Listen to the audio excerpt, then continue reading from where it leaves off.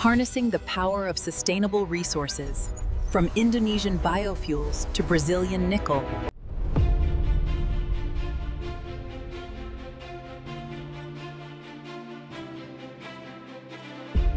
Di balik sorotan, diplomasi dunia yang didominasi kekuatan barat.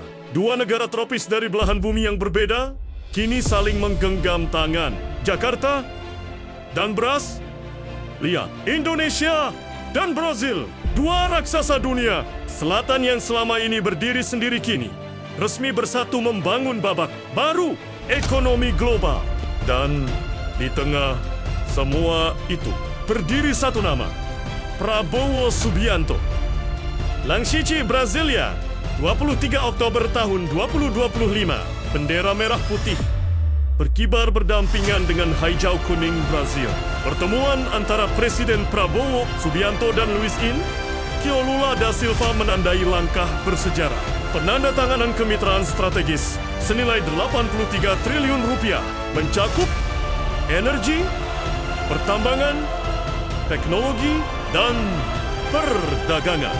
Bukan sekadar kesepakatan dagang, tetapi sebuah pesan bahwa Global South, negara-negara berkembang, kini ingin menentukan arah ekonominya sendiri. 8 nota kesepahaman ditandatangani, mulai dari bioetanol hingga baterai kendaraan listrik, dari agrikultur berkelanjutan hingga teknologi statistik nasional. Brazil membawa pengalaman dalam energi hijau dan pangan, sementara Indonesia menghadirkan cadangan nikel dan sumber daya mineral yang sangat dibutuhkan dunia. Keduanya punya kesamaan, kaya sumber daya, namun lama dikendalikan oleh struktur global yang tidak selalu adil. Dalam konferensi bersama, Lula berkata tegas, Brazil dan Indonesia bukan pemain kecil. Kita bisa menentukan masa depan ekonomi global. Sementara Prabowo menjawab, kemitraan ini adalah langkah nyata agar dunia lebih seimbang, lebih manusiawi, dan bukan hanya simbolik. Indonesia dan Brazil juga sepakat untuk memulai negosiasi perjanjian kemitraan ekonomi komprehensif CEPA dengan blok perdagangan Mercosur, membuka akses baru bagi produk, investasi, dan teknologi lintas benua. Bagi dunia, ini sinyal kuat bahwa pusat gravitasi ekonomi tidak lagi hanya di utara. Bagi Indonesia, ini kesempatan emas untuk memperkuat energi hijau, menambah investasi, dan memperluas pasar ekspor. Bagi Brazil, ini penguatan posisi mereka sebagai mitra utama di Asia.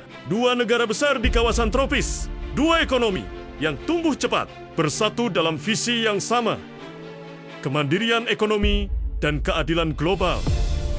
Tapi pertanyaannya kini, apakah kemitraan ini benar-benar akan mengubah peta kekuatan dunia, ataukah hanya menjadi catatan manis dalam sejarah diplomasi yang cepat terlupakan?